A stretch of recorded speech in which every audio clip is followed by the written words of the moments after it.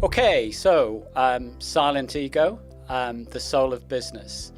So today, for our listeners and viewers, I've got a very special guest, Titch Cormack, who is special services veteran, entrepreneur, and soon to be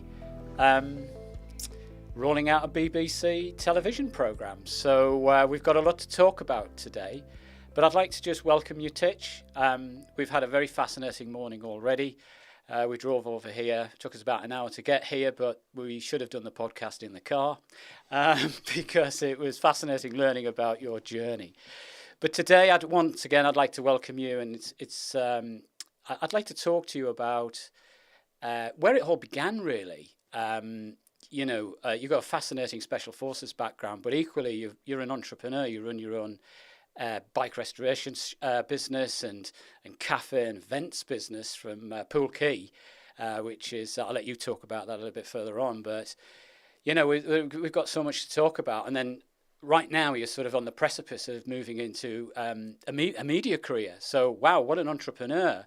But where did it all begin? I mean, relatively humble upbringing, parents, school teachers, I believe. Yeah, that's right. Grandfather, I think, was a military man. He was. There, yeah. So, I mean, that was my inspiration to go to the military.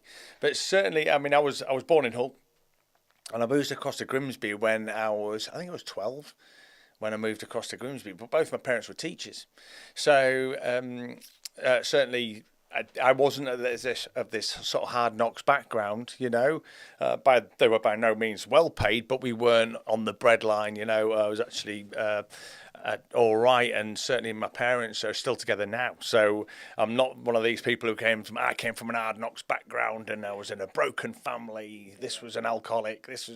No, not at all. They were great, So they were fantastic. And we moved to Grimsby, and I ended up at my dad's school, of all things. Okay, I won't go into how I ended up at my dad's school. It turned out to be a very good move for me, really, because I was sort of a bit going off the rails, etc., and it was a way of putting me over to and having a little bit more of an insight into what I was doing, which, I imagine as a kid, it was a little bit intimidating. And I don't mind saying this now, I'm sure it won't affect anything that my dad did, but my dad said to me, because he'd been brought up in Hull, he knew the score. Kids are bullies and, they're going to target me when I turned up at that school, which inevitably they did. Yeah. But he said, you've got 2 weeks. You've got 2 weeks, son. 2 weeks, you can do what you want, but if anybody starts on you, you give them it back immediately. Right. So he gave me leeway to go, right, you need to establish yourself. Right. Which was really good of it. It was fantastic. And certainly, crikey, I lost many times, but it certainly made a point with the kids at school. And from then on, it was actually quite easy. It made my school life a lot easier. But it was good. I really enjoyed that time. And I'm still in touch with my schoolmates now, which is cool. Yeah. I still chat to them guys, even though I've sort of been around all the place. And I find it really interesting to go back and see the guys and chat when we meet every year. So did you follow the academic career from there? Or? No, I didn't actually. And neither did my brother, interestingly. And now I would say one of the reasons behind that was because both my teachers were parents. I said this in the thing. Both my parents were teachers. Yeah. Pleased about that. Yeah, because they were both teachers. Yeah. They were really. They sort of had one goal for us in the fact that the only way to achieve and get ahead in life was to go into further education, university, etc., etc. That is how we would do it, and they were quite firm in that view. And inevitably, what happens, especially with kids, you're getting this stuff pushed out. You will do this, you will do that. Yeah. Both myself and my brother didn't. Right, we buggered off as soon as we could. Yeah, we were out. Well, no, we're not going to do that. Yeah.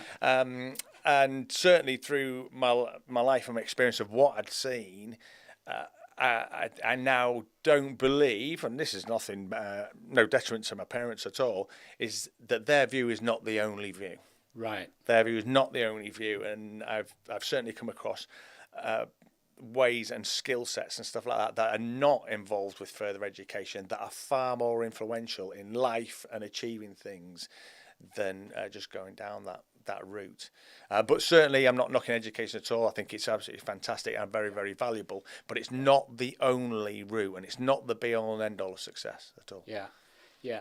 So it's very early on, sort of, going into that sort of conditioning. You were kind of going on a journey that you could detect within yourself quite early. You forming an independence, an independent outlook.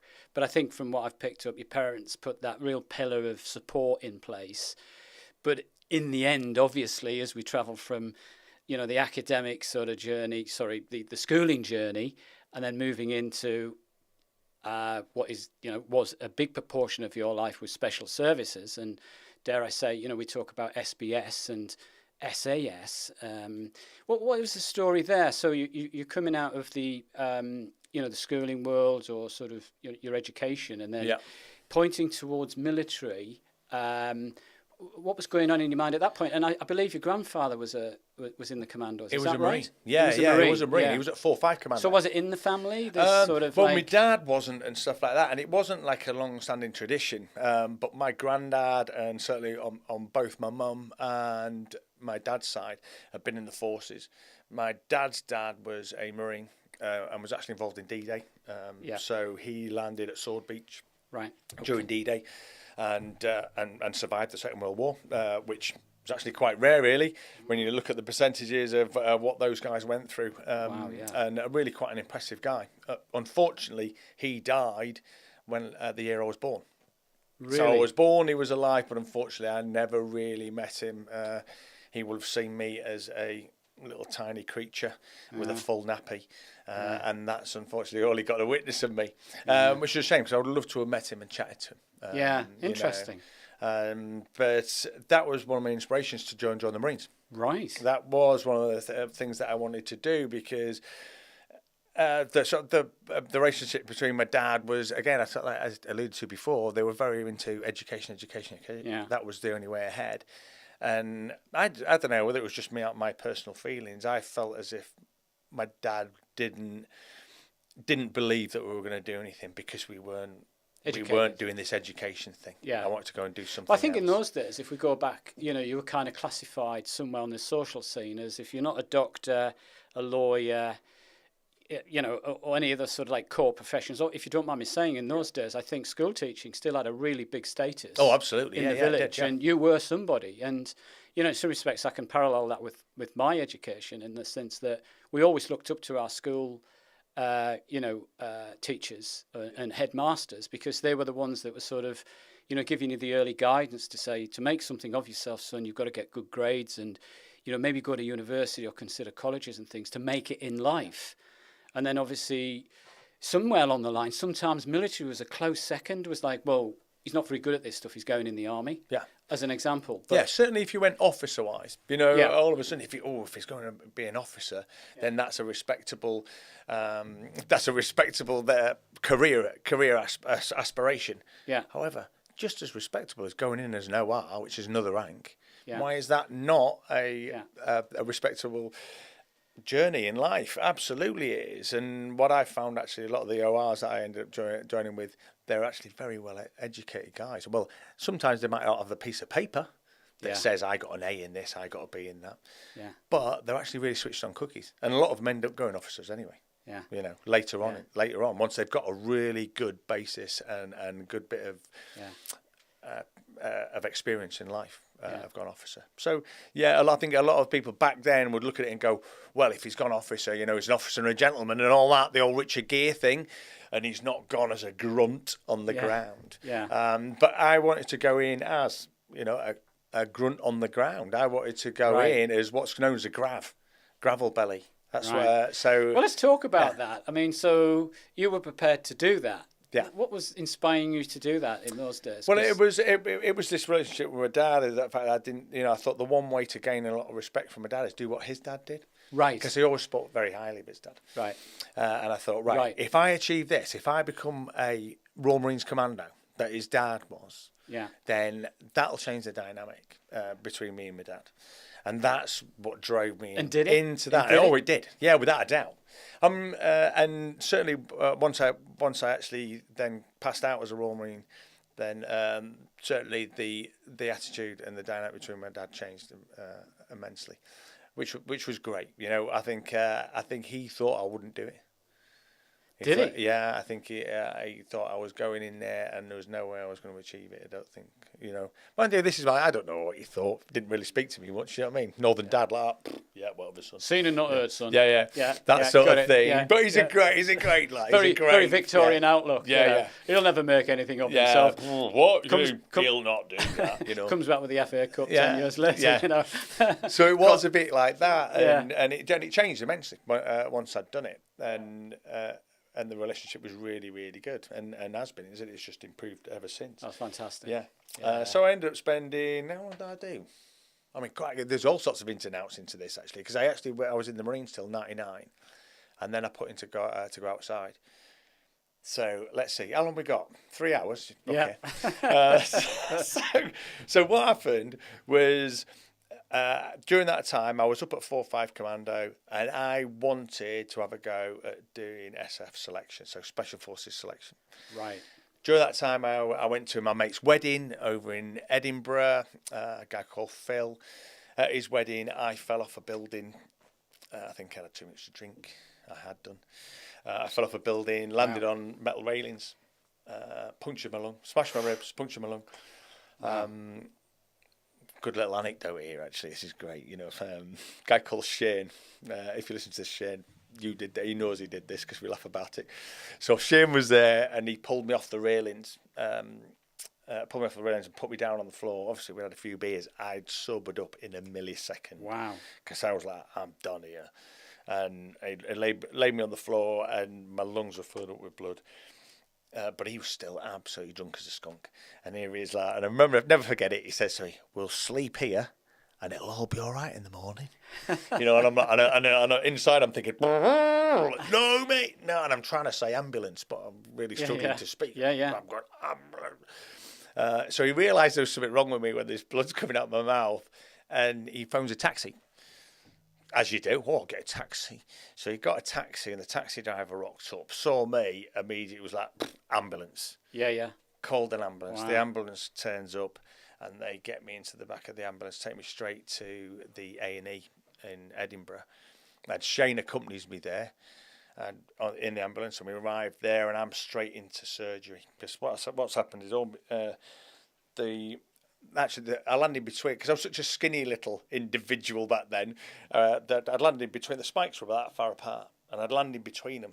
I've got a little hole in my back where one of them went in my back, the other one went in front of me.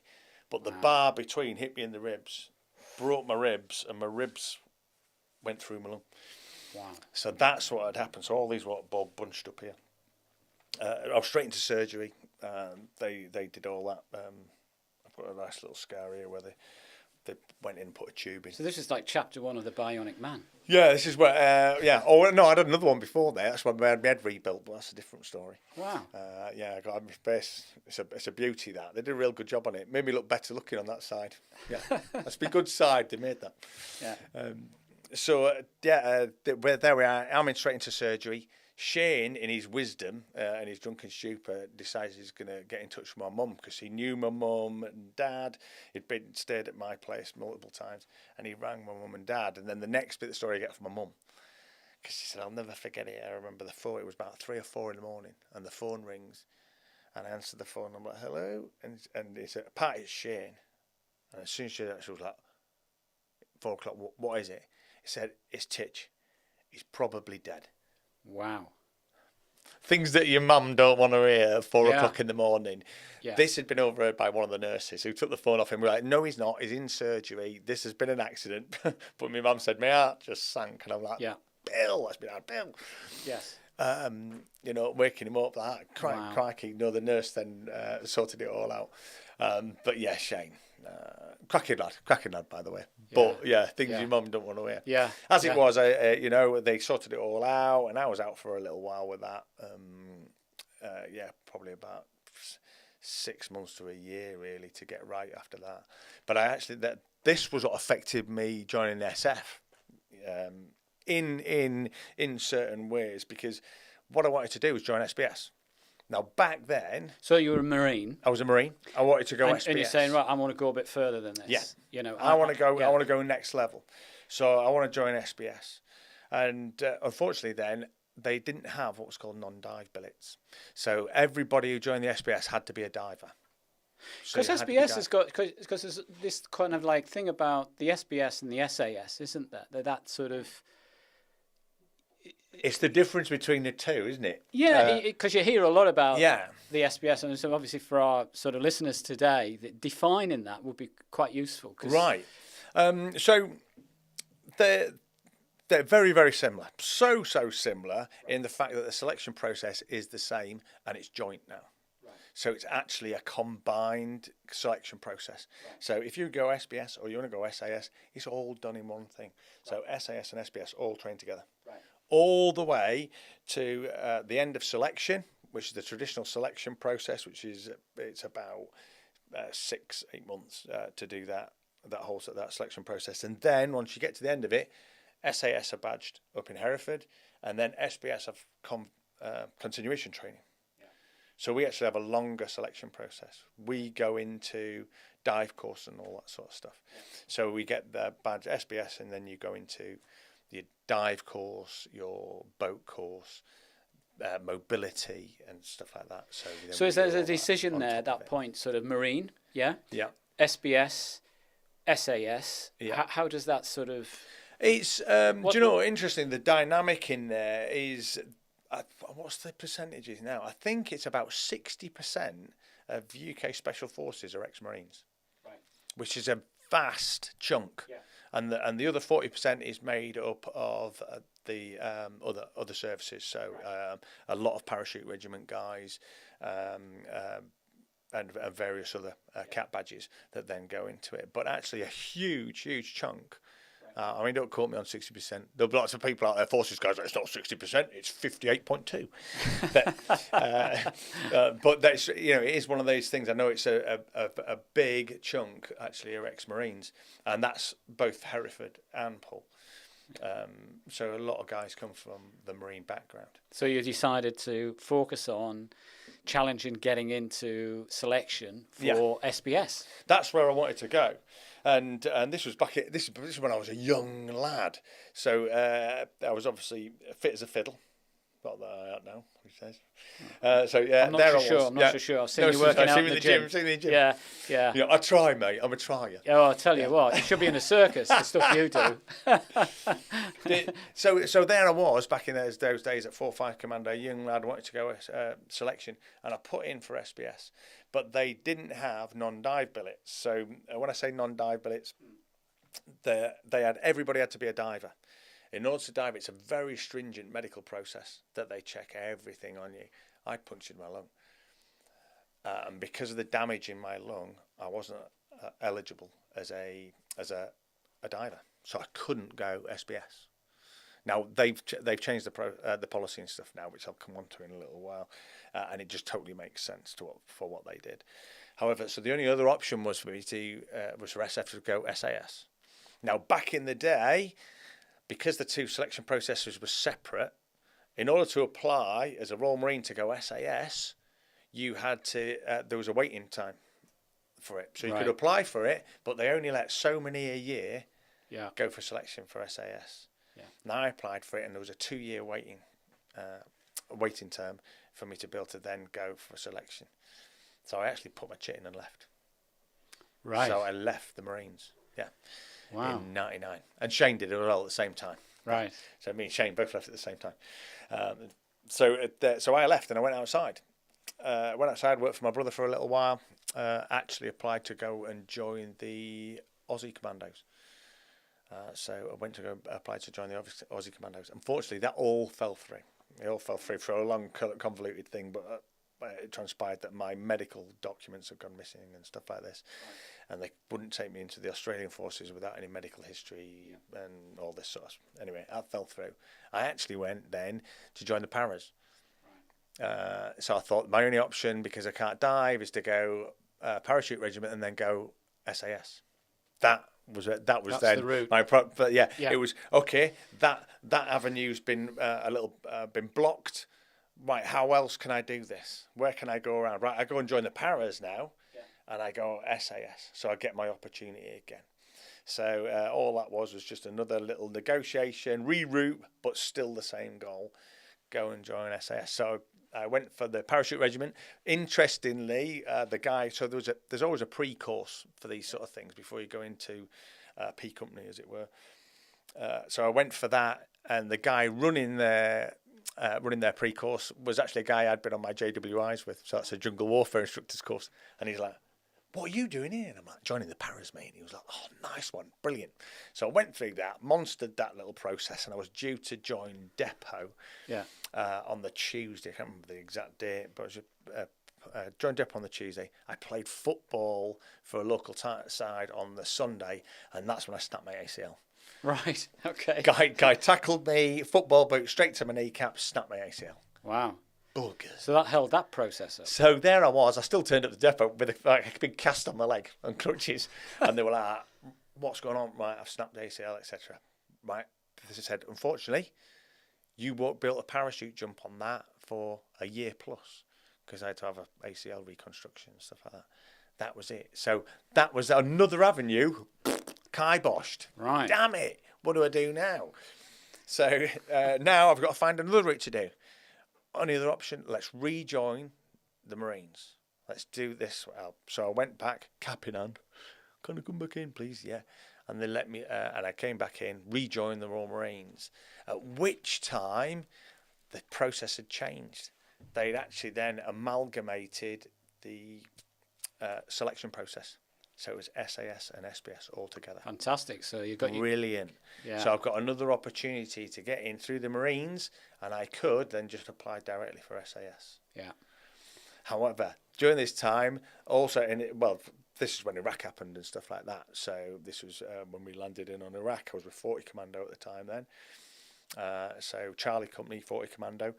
And we landed in Al 4 and took the meter multering station where the big oil platforms and stuff, where they dealt with the oil, took them out.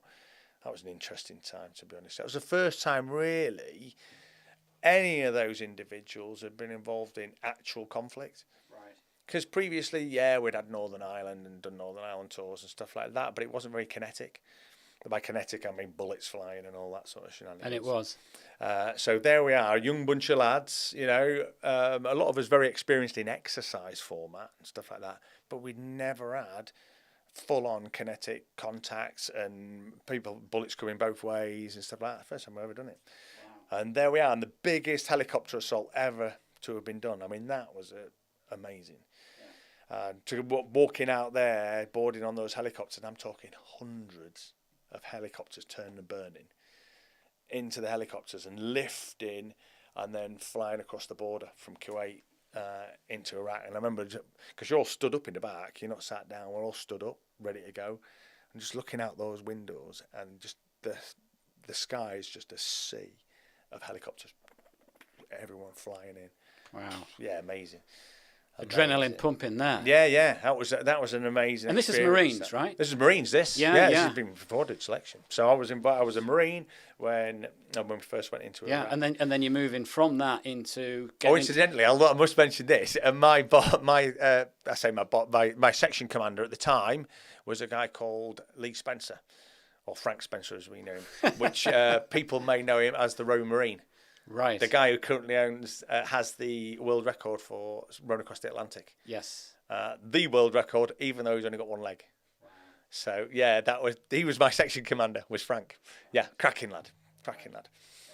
So we did that, and then after all that was all done and dusted, I returned back to the UK, and it was at that point in time I was like, right, now was my time to go for selection.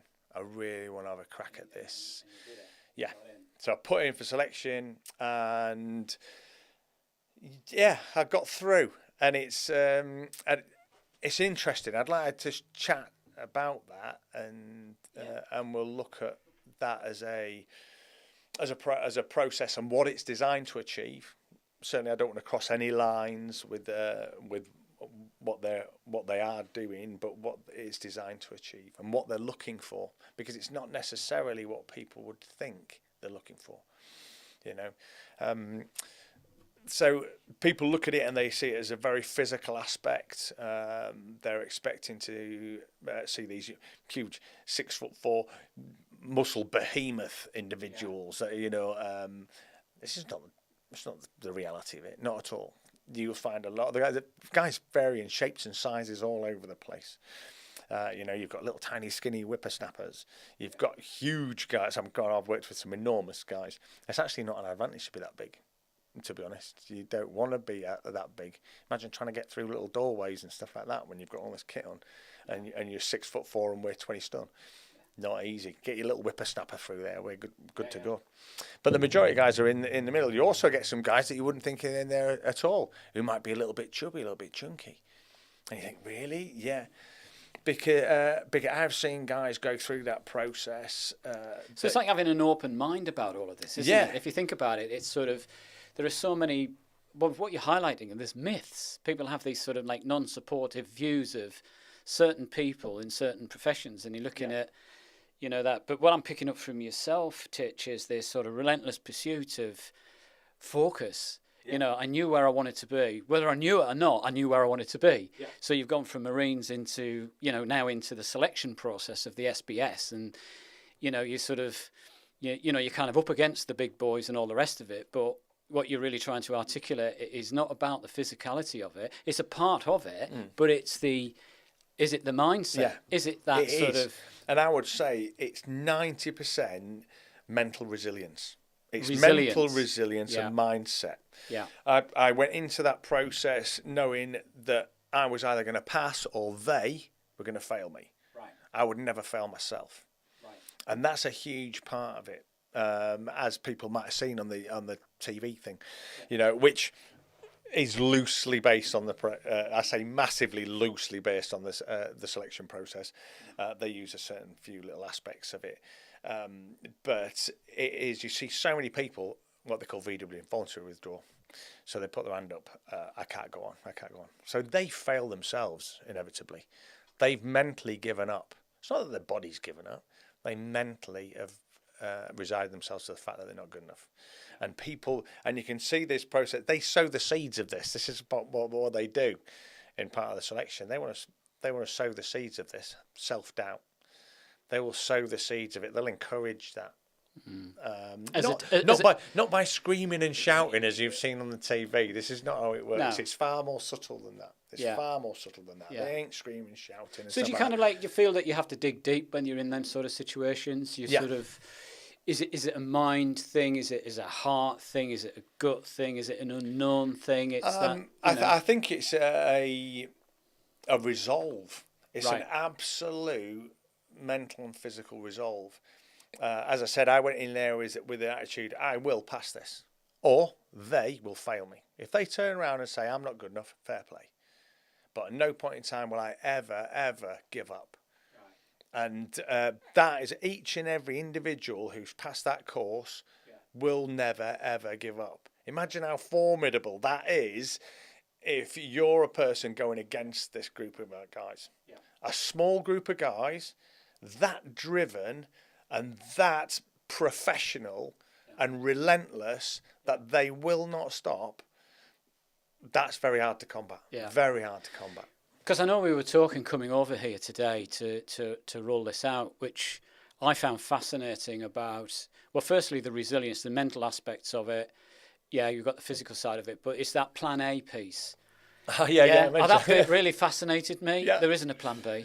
You know, that's how I registered it. It's sort of, we knew the objective. So I'm thinking, you know, as I've got to know you over the last little while, that this is running right through the core of the military, the SBS, which I know there's a few sort of like some conditioning thinking there about resilience and never giving up and the like of it. But it's that plan A piece. Yeah. If you want something badly enough, whether it's military or in life, it's that relentless pursuit to overcome whatever you need to overcome to get where you need to be. Yeah, and I'm seeing that in your current, you know, your bike business as well, because obviously you're on the TV and, you know, that aspect of it is that you look at. I mean, the these things. TV was never a plan A, by the way. Oh no. Yeah. That happened to be a plan X that they just threw in. But that's an A plus now, isn't it? Exactly, yeah, that's an the A plus. Yeah, we're going upwards, not backwards. You know, which is cool. So, but certainly, as we chatted about before, is that I've always been a big believer in there is plan A, there is no plan B. Plan B is a secondary option. That's a secondary option. That gives you an escape. Right. That gives you an option to go for a lower level. Yeah. If you don't have a plan B, there is only plan A. I am going to achieve plan A. However that happens, I will make it happen. And probably as I spoke about when I wanted to do selection. Yes.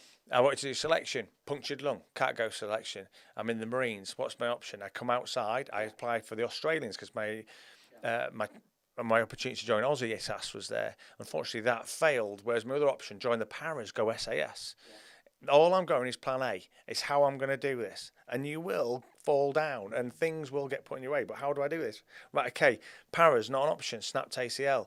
What do? Go back to the Marines. It's now joint. Now I'm going to go SBS if I can do this. Yeah. And we'll go, and I'll go SBS. But so it's always going for plan A. That's all I'm doing. You get knocked back. Yeah, you get knocked back. Keep going, keep pushing forward. Because if you give yourself a plan B, all right, okay, well, plan B is I just have a good career in the Marines. Yeah. That gives me the option to give up. And that is what I will not do in any aspect of anything. Don't give yourself the option to give up. Keep pushing on that drive for plan A. Yeah. And I think that's key for our listeners and viewers today, that we talk about, in employment, the world of work. We talk about the youth of today. We touched on this coming over today about military service being a good thing. In some respects for grounding you to be a good human being and having that relentless pursuit of whatever you set your mind on. Yeah. And obviously testimony to that. Physically set back, mentally overcome it, get going. It's quite easy just to say, well, you know what, I'll go and do something else completely. Yeah. But there's that sort of almost like that innate pursuit of getting where you need to be. And, you're obviously testimony to that. So, because you were how many years in the SBS? I mean, 10 years. 10 years. I mean, and you saw a lot of action as well. And, which I know we're not going to go into too much detail about, but it's kind of shaped you, hasn't it, in so many different ways? Yeah, without a doubt. I learned a lot, but through all this process, what you do is you learn a lot about yourself as well. You learn a lot about what you can achieve when you're under the cosh.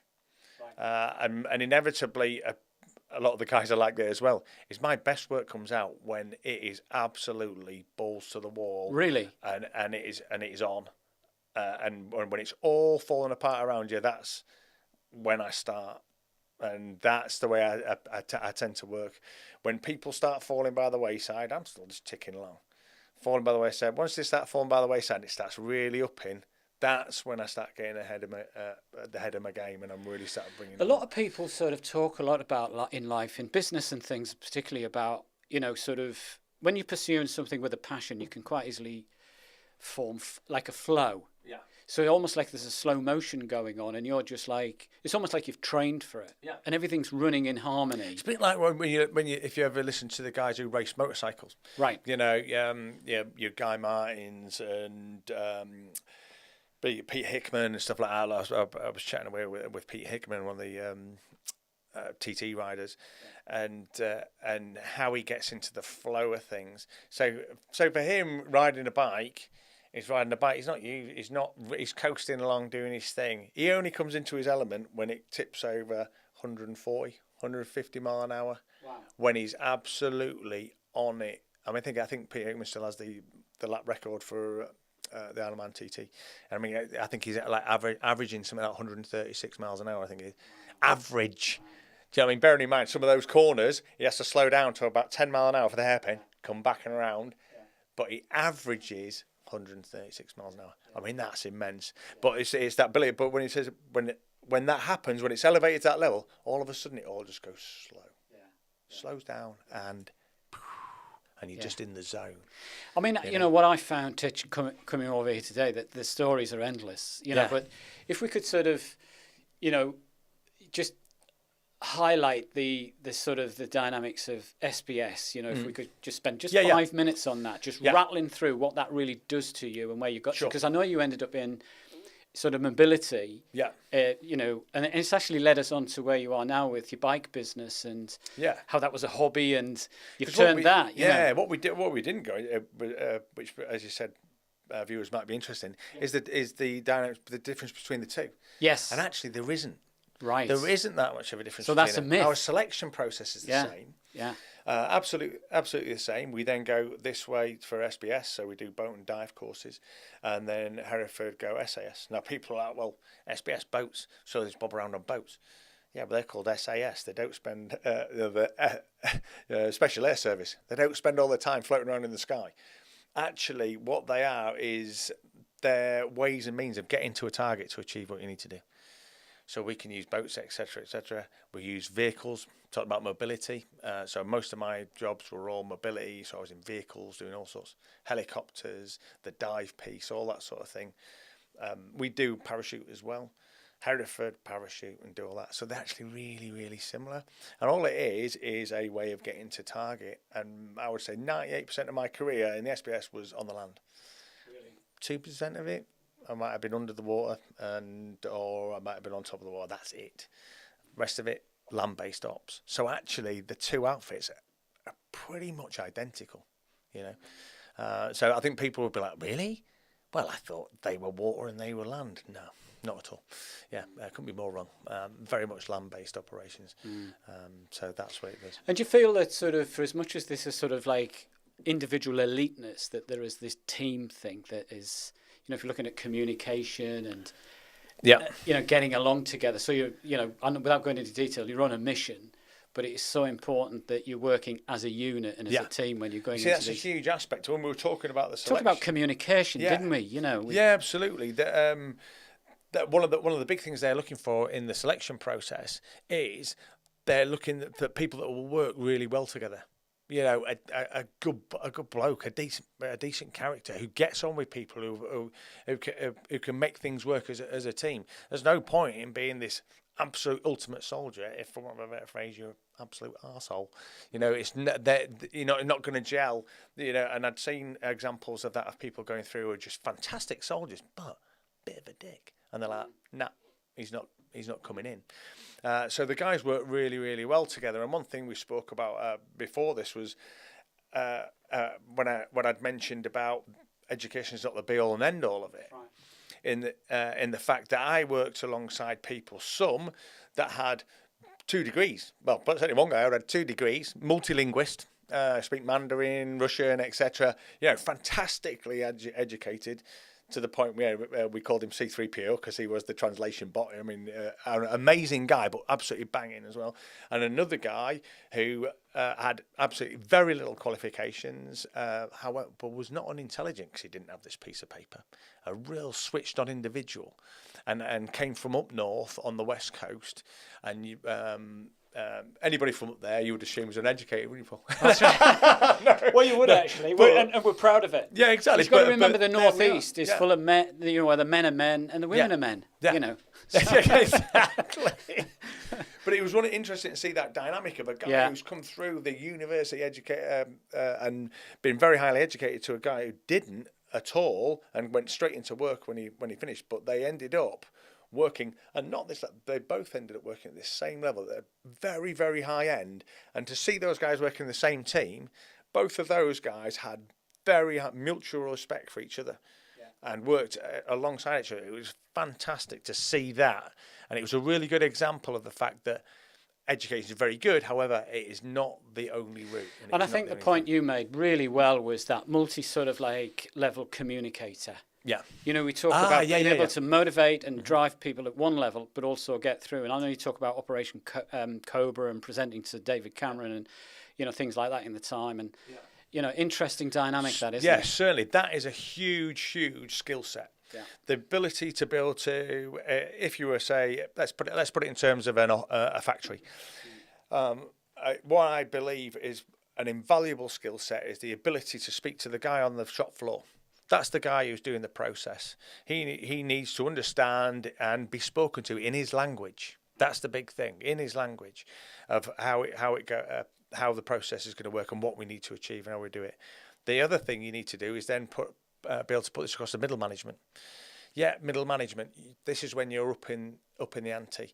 You're then changing your grammar and your body language and be able to present what you've just been talking to your man on the shop floor. You're then putting it across. This is how we're going to do exactly that process, but it's the next level up. But you've also got to be prepared to then go to the CEO. Okay, that's great. I like what you're going to do here. That's brilliant. But I need you to speak to the CEO, the boss.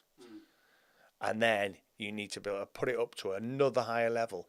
And if you can present well and speak to people, and this is all about the communication and body language and your grammar, and putting it across to this level, and the guy at the bottom, and make it all work. That is so lots of emotional intelligence, physical intelligence, how you turn up, how you present yourself, how you communicate, invaluable skills in obviously the SPS, well, dare we say it, the selection process. Yeah. They're looking for this stuff as well. They're looking for people to be able to do that sort of thing. Yeah. And unfortunately, a piece of paper that says I've got an A in this or a distinction in this and a distinction in that does not create that skill set. Yeah. It doesn't. Life and interaction creates that skill set. And unfortunately, what we're seeing in the modern day process is that is getting watered down. It's not happening because everyone's communicating through electronic devices. Yeah, interesting. Yeah. And we spoke about this one, certainly, is that the way I like to do business is speak to people. Yeah. And it used to really frustrate me when we'd be like, right, okay, we need to book this and get this sorted. And they'd be like, right, send it in an email to that department. Well, that department's only 100 metres over there. I'm going to go walk down there. I'm going to speak to the guy who runs that department. And we'll chat directly. He'll write it down on a piece of paper. He knows what he's got to do and he's going to action it then. Rather than it sitting in his email queue and it not happening and it getting put to the back and things don't happen. It's interesting, isn't it? Because coming from that sort of team, close-knit sort of human dynamic, representing your country at the height, at an elite level to sort of, stop the bad guys, let's call it that, and being trained and conditioned to sort of apply that. It comes back to that human dynamic, no matter what you say. I mean, I know you're technically superior with, arms and things like that and all the rest of it, but if you're looking at from a management leadership perspective, it comes back to that dialogue. And then if you couple that with that real soul of energy and drive and purpose, plan A, I'm working towards achieving this in life, then these are all skills that a lot of people kind of ignore because they attach themselves. They think, well, I need to be this before I can be that. Yeah. Where what you're saying is, actually, you just got to have an application to want to do it and configure your brain to make it happen and stay resilient on the journey and never give up. I mean, that's, every sort of motivational speech in the history of the world. But I think this is practiced in the most comprehensive capacity in military forces, from an elite perspective. But it comes down to that team thing, human dynamic. And then, we talked about that sort of disconnect when you're coming away from that environment into, pardon the language, I know it's Civvy Street and all the rest of it, but how the rest of the world works. And I know that we touched on this an hour or so ago about, it was difficult, because you're used to sort of communicating with people to just get things done. Yeah. Whereas in kind of, dare I say it, the real world, so to speak, it doesn't. And it doesn't happen. Certainly, I remember I said that I was spoiled. Yeah. I was spoiled and wrapped in cotton wool in a way. And you think, well, Special Forces, spoiled, wrapped in cotton wool. No. I was spoiled because of the people around me. Yeah. Because of those brilliant individuals who've been through that same process, and we'd worked together under very, very high pressure situations, and succeeded. And the reason they succeeded is because guys I'm sorry, you don't mind me swearing, get shit done. Yeah. They get shit done. And this was the big thing that I had in there. And this is why I was spoiled, was because I would ask guys to do something. Right, I need those weapons sorted and getting them loaded up. Bang, it gets done. He's back to me 10 minutes later, That's all loaded up, Titch. What else? I need the dive sets prepping. I need that prepping and stuff like that. Joe, can you square away the climb kit? Cool. That's all getting done. When they finish that job, they're back to me. That's done. What else do we need? And brilliant. And you just achieve so much when people are like that, driven and want to do it. So yeah, so obviously fascinating journey so far with, obviously SBS and all the sort of, the selection process where it got you, and the kind of the mindset is very interesting. What I've got for this is plan A, right through from, being a even when you were at school, there's this plan A coming around and this relentless pursuit, and how you kind of used to sort of that plan A, which is a very human thing. And working with some really smart people, some quite forgiving people as well. We've got this perception about the elite special forces being all big hard brutes, but at the end of the day, you're not. You've got this mental attitude that is all about this relentless pursuit to achieve the outcome, which is what you train for. It's obvious. But then there's that kind of shock, isn't there, when you come away from that environment into what is commonly known as Civvy Street, but, where you're used to sort of getting things done on time. It's just common practice. It's who we are, what we do, what we believe in, and what we sign up for.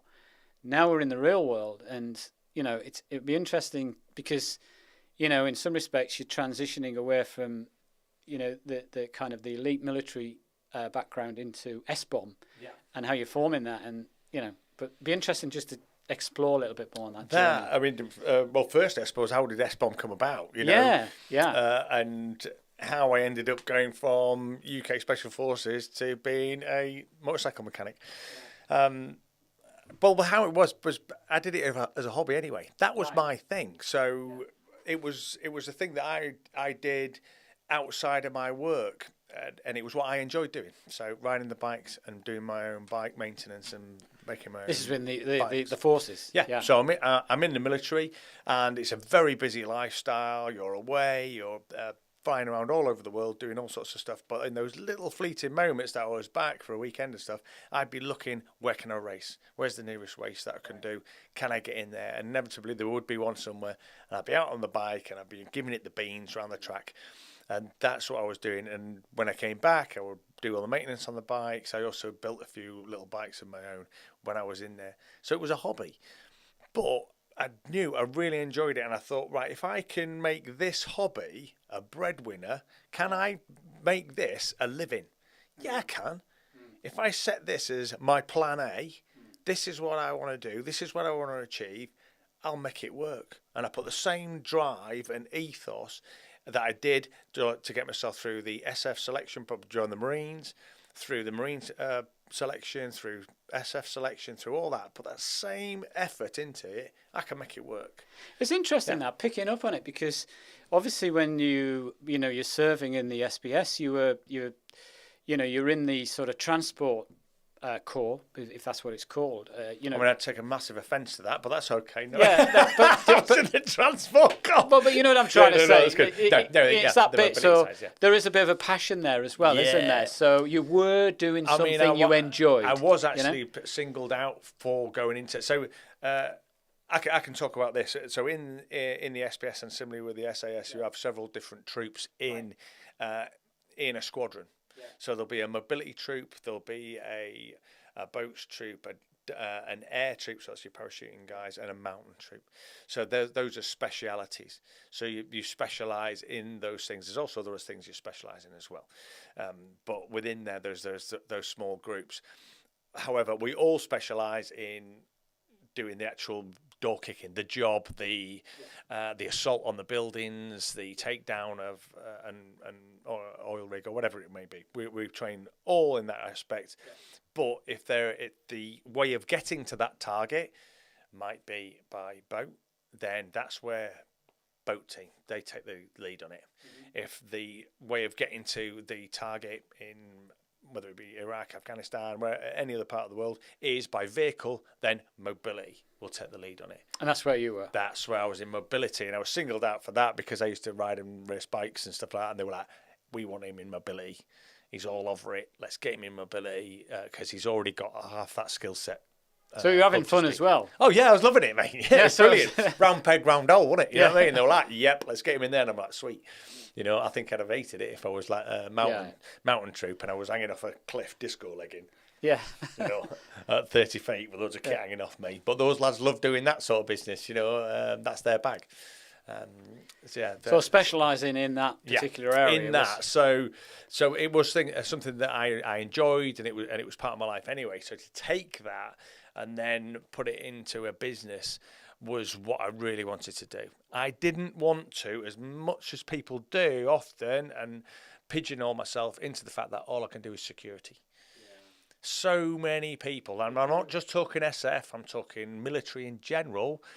So from any aspect, men or women who come out of those services think, well, all I can do is that one little skill set. I can go into, I can do security or do whatever, and they pigeonhole themselves into the skill set that they learn in the forces, and that's not true. Absolutely categorically wrong. You can do anything you want.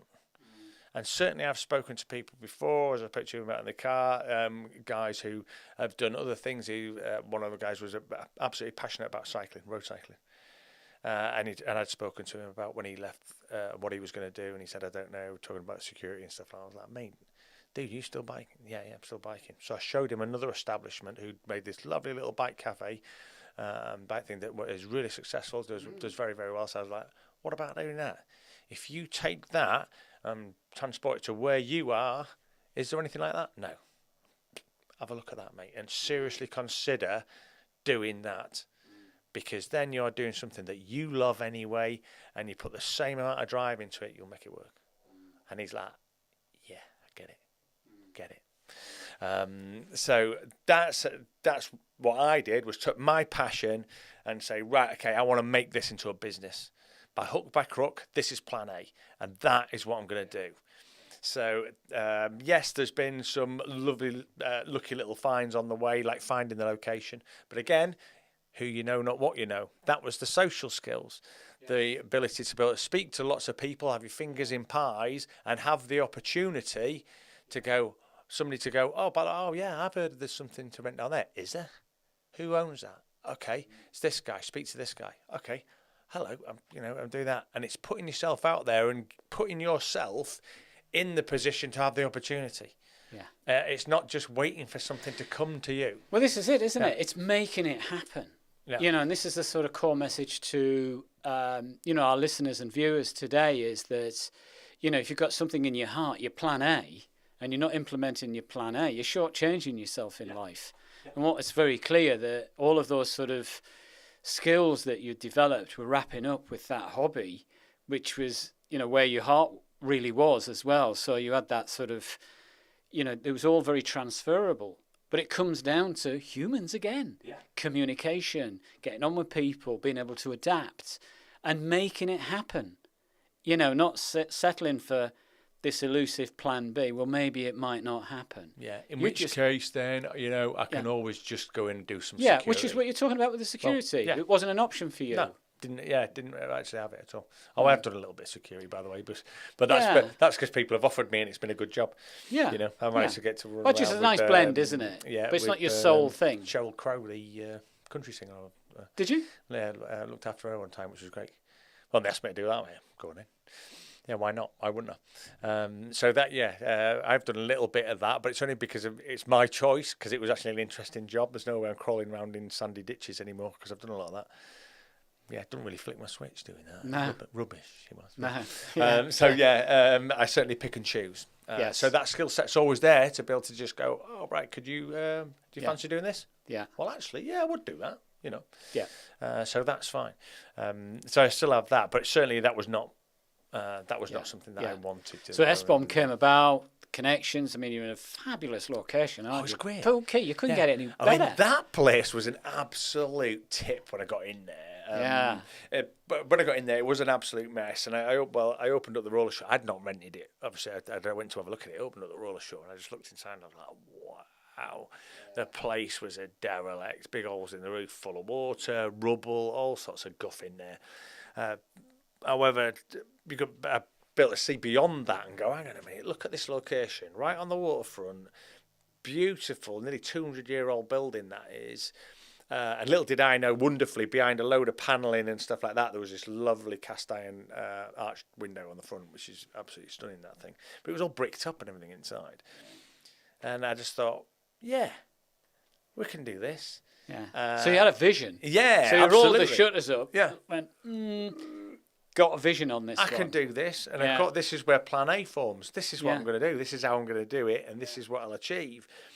So I set myself to work there, and I remember actually looking back on, because I did a little video log thing, when I look back on it, and foolishly I put it out there, I'm going to do this in, I reckon I'm going to give myself a month. Yeah. An idiot. No, it wasn't a month. It actually took me about 8 months. Yeah. But I was grafting, mate. You know, a lot of the time I was doing 48 hours, get some sleep, 48 hours. Really, round the clock? Yeah. So I'd work through the night. your skills as well from the... Because I got a lot done in the evenings. Yeah. You know, when it's absolutely deathly quiet, I would literally work 48 hours and then have a sleep, and then 48 hours and have a sleep. You know, I was doing everything in there. I had a lot of help, though, for things like my brother coming down. You were on a mission? I was on a mission, yeah. I was on it, and I was just going to keep pushing on until I achieved it. And it took a lot longer than expected. Sure. But quite often these things do, you know. But there's no harm in a little bit of ambition and saying, you know, I'm going to set myself a time frame of this, and that's what I'm going to go for. However, if you've never done something before, it might take you a little bit longer. But the key thing there is don't just give up on it because it doesn't seem to be appearing as quick as you wanted. It might be a slow burn. So tell our audience, our listeners today, a little bit about, you know, the facility that you have at Pilkin, what you do and what it's about, because it's multifaceted in many ways, isn't it? It is. I mean, and that's a key thing that helps the business work, actually. Right. Because initially when I first started out, I did the frontage, and that's a cafe. Yeah. Okay. And actually the whole thing changed day one. I mean, oddly enough, right? So I set it up and I put this like temporary bar in and some coffee machines. And my plan was it was going to be on an honesty box basis. Right. So I was going to be in the workshop at the back doing my stuff so I could get on with the bike builds and all that sort of thing. And it would be an honesty box basis with coffee machines I had a big idiot's guide done on the coffee machines about to operate it. So people could operate these and just put in £2 or whatever for a coffee. It's nice. Yeah. However, as soon as it opened, we had a function, you know, and this is how all the functions work, because there's a bar there and we do live music events. When it wasn't COVID and all that. So that would work really well as with the bar, but the bar ended up staying in because people said we really like the bar in here and getting served a coffee. So I made a rod for my own back then, really, didn't I? I mean, all of a sudden I became a barista. Again, in the loosest of terms, barista, knocking out coffees and serving people coffees, and people really liked it, and we utilised the bar for the functions. So we do all sorts of things, birthdays, we've done a wedding there. Because online, when you look at it, it looks like a culture, a club. Yeah. You know, it's like, it's not like a biker's club or anything like that. It's multifaceted, isn't it? But it's got a nice feel to it. It's people like, do you know, I'll never forget it. When I first took my mum down there, so I'd been building this thing for ages, and I just got open, and my mum had never seen it. She'd come down from Grimsby, and she walked in there, and I could see by the look on her face she was expecting to walk into like a Starbucks or something. Yeah. I've always done this coffee shop thing. I walked into it, and she was looking around like that. And I thought, what do you reckon, ma'am? And she was like, are you not going to paint that rusty tin? No, I'm not going to paint it, ma'am. Not going to paint it. It's going to stay rusty. It's going to stay rusty. Oh, right, okay. But after a couple of days, she turned around to me and goes, I get it now. Yeah. I get it. It's supposed to be, it's supposed to be like this. So do you think you're quite artistic with all of this? Do you know what? Oddly, I found that a lot of the guys from my old work are a bit. And it sounds a bit odd that, you know, you think, no, because everyone's got this sort of ridiculous caricature idea of an SF operator that he's this gnarly dealer of death and destruction and stuff like that, and who'd think he'd ever put a paintbrush in his hand and paint a nice countryside scene. But interestingly, I'm working with one of the guys who's a brilliant painter. Right. A lot of musicians as well. Yeah. A lot of musicians. One of the guys a few years back left to play in a band. Wow. Yeah. So I've been doing UKSF operator and left to play in a band. Superb guitarist. Yeah, but you wouldn't have thought that these people do, but they do. Yeah. They have all sorts of little underlying secret skills that you don't know about. Yeah. Yeah. It's interesting. So, like, the theme of all of this is like everything's possible once you apply Plan A. Yeah. And you stick to it. So, identify, define, and implement Plan A. And there isn't a Plan B when you've got a Plan A. Yeah. And it's that sort of ruthless pursuit of making it happen for yourself to express things. So I think SBOM's got this kind of really nice feel to it of what you're doing. You're restoring bikes and bespoke builds and things, and kind of you've got your entertainment elements. So very entrepreneurial. It's all. I mean, it was all very much sort of suck it and see, for want of a better phrase. Sure. And you've got to be able to adapt. Just like when we opened day one, I thought, it's going to be honesty box straight away. No, it's not. Bang, that plan changed. So you pivoted quite quickly. Yeah, bang, that plan changed. No, we're going to be serving coffee and stuff like that. Yeah. I did a lot of, initially in the early days, did a lot of motorcycle maintenance. I've totally gone away from that because it's a pain in the arse. Right, okay. Yeah. So I actually like doing it because what I wanted to do is create our own builds. Yeah. Do my own stuff, put my own spin on it, my own little je ne sais quoi. Check me out, being all French there. So my own thing. So people look at it and go, "What? That's an S-bomb build." That Titch has done that, and that's what I want to do, and really create our own bespoke things. So we have done restos before, but majority is custom stuff. And again, arty. At the end of the day, I'm trying to create a piece of artwork. Well, this is it, isn't it? I mean, it's nice to have that side of you. It kind of keeps you, pardon the language, but sane on the journey. Yeah. So if we just switch that for a second, Titch, and I think that the elite forces, the military forces, etc., generally there are some dark sides to this as well. There's a lot of servicemen do suffer post-traumatic stress disorder and sort of depression and things like that. I mean, I know that that's something that's close to your heart, and it's something that you're, doing what you can to help. Yeah. So if certainly at the shop, but I'm sort of getting more and more involved with several sort of charities, which is great, and I'm more than happy to help out. And we do a bit with the Distinguished Gentleman's Ride and stuff like that. There's a couple of projects going on with there, but I work with a group of people called Future Terrain, which they are the Disabled Veterans Motorsports team. People may remember there was a film done on them a few years ago where they actually raced Dakar, which was really, really impressive. They are still on the go, and that's getting disabled servicemen and women out there and giving them opportunities to achieve things.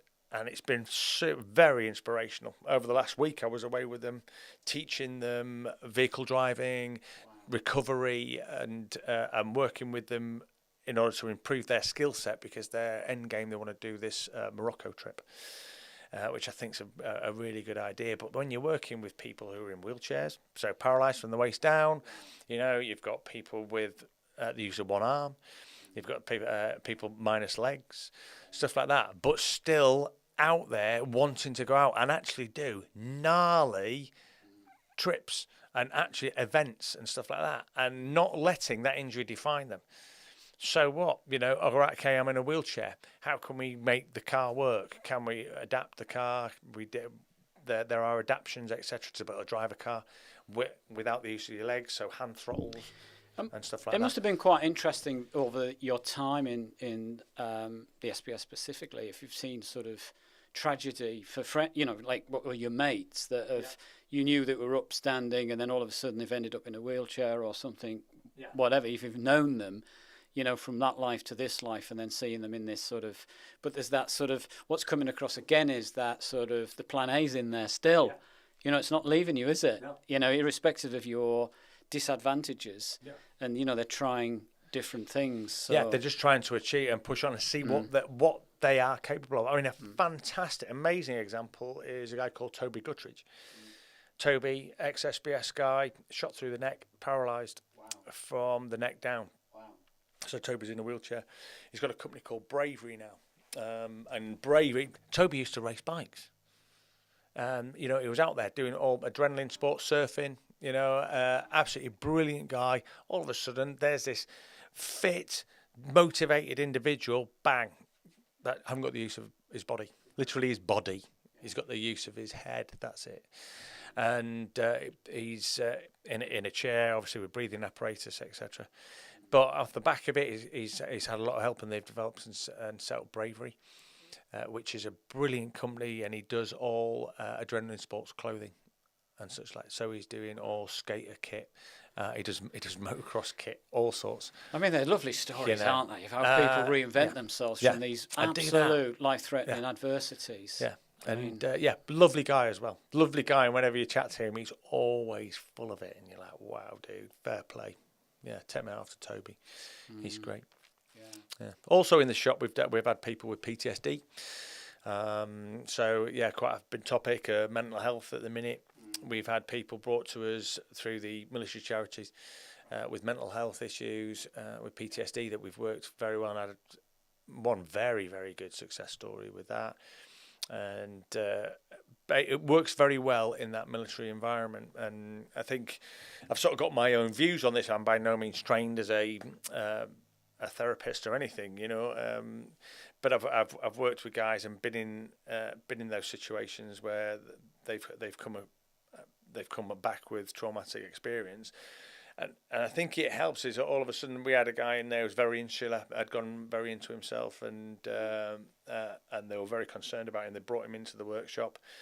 We worked with him, and I think being in that group of guys, Billy, for example, who works with us, has only got the use of one arm, which some people find amazing because they're like, really? Yeah. Oh, he races bikes and everything, Billy. So he races bikes off-road. So he raced the Greek Rally the other year with one arm. Just Velcros his arm. Wow. Yeah. What a story. And I'm sure he won't mind me saying we call it the wet fish is one arm. You know? But I think that's the dark humour that helps. Yeah. It's the dark humour that helps, and the fact that there's no sort of quarter given for a disability, whether that be a mental disability or a physical disability, in the fact that if Billy really struggled with the fact that he went to work for another motorcycle shop. They would never let him in the workshop because of his disability, because he only got this one arm. You know, and he obviously you can imagine what that's like. You know, he's trained as a motorcycle mechanic. You know, he's good to go. He's only got this one arm, but I know you can make the cups of tea in that. How out of order is that? He came to me, and I'm like straight away. I'm like, right, okay, I want that doing. All right, mate. And that's what I do. That's what I do with guys. Get in there, get and do that. But it comes back to sort of the adversity and the adaptation to overcome the adversity. It comes back to that resilience. Yeah. And I suppose in some respects, you know, what I've gleaned there, Titch, is I've seen the TV programs. I know we're going to touch on that in a minute, because I believe, you know, it's a classic. You know, the background, the story of your military career is, you know, incredible, and how you've transitioned that, and you've made this sort of art of, you know, the shop and the bikes and all of these sort of real-time heavy duties that you still carry out in your life. You know, have you ever got a minute to put your feet up? Probably not, actually. Yeah. But, you know, is the best yet to come? You know, I mean, I know that you've been in discussions of late with the BBC. I know that we had the programme out earlier in, I think, this year that was fascinating to watch. Is the best yet to come? Is there a new plan A arriving? Do you know what? I haven't quite implemented a plan A as yet, right? Because this is really, really new, and it's something I wasn't expecting. It wasn't something I was driving towards. There wasn't I was putting together SBOM, and my plan A for SBOM is to push it and see how far I can go. What I'd like to do is end up franchising SBOM. Right. And splitting it into two entities, so cafe bar and workshop side of things. But I'd like to end up franchising. And we'll push on with that one. So that's where my priorities lie with that. However, then all of a sudden up looms TV. Now, I'd never thought about doing TV or anything like that, but the opportunity came my way because, again, here's another big thing and an ethos that I believe in is never say no to anything. If something is offered to you and people are asking you, could you do this? Yeah, we could do that. why not? And it all stemmed from a little film for what was a little film company who started at the same time as me, Rolling Rogues, who are now vast and huge Rolling Rogues. They're superb, and they started at the same time as me. Well done, Jax. I mean, he started it, and I was the first film he ever did. But they did this little film on me, and that then went round the bazaars, got shared by this guy. That guy ended up in the lap of a TV producer who was like, I'm going to message that guy. And he messaged me. And from the back of that, we ended up with did a pilot for a TV show for the BBC, which went out in January. And again, I was asked to do it. Yeah, why not? Yeah, why not? It's outside my comfort zone, because that's by no means, coming from quite a covert, secretive background, doing that sort of thing, and then into the shop, by no means putting myself out there. All of a sudden to go, can you go on telly? Do you know what? It's horrifically outside my comfort zone, but yeah, why not? Let's give it a go. And again, I'll give it the best go I can. Well, it goes back to that sort of, you don't know yourself till you're your back's against the wall, which you talked about quite early on in this podcast. And I think that just goes to show, for our listeners and viewers today that, have that open mind, open heart, open will to sort of like face some of these challenges and make it happen. And, when your back's against the wall, often the best can come. Yeah. And I think we're being conditioned in Western society to actually just avoid it and take the easy route, which is the plan A. The plan B. Innit? Yeah. But it's the plan A, isn't it? Yeah. Stick with it, make it happen. And I think we all have that in us to sort of, dig deep and sort of find that sort of tenacity or that energy to sort of make something happen, and making yourself vulnerable. I mean, that's it. You've got to do that. Which is what you touched on earlier when we were having a coffee, which was, I might not get it right first time, but with practice, it'll come. Yeah. And I'll get it right. So exactly. You've got to embrace those opportunities, and if you deny opportunity just through a bit of fear, just because it's outside your comfort and you're not used to that and you've never done it before. Do you know, I'm sort of weirdly, secretly intrigued about doing public speaking. Yeah. As much as I've done, I've spoken to guys at various levels doing presentations and stuff, but it's always been sort of small stuff. I'm intrigued. I know it would be horrific to go out there in front of an audience of people and speak to them.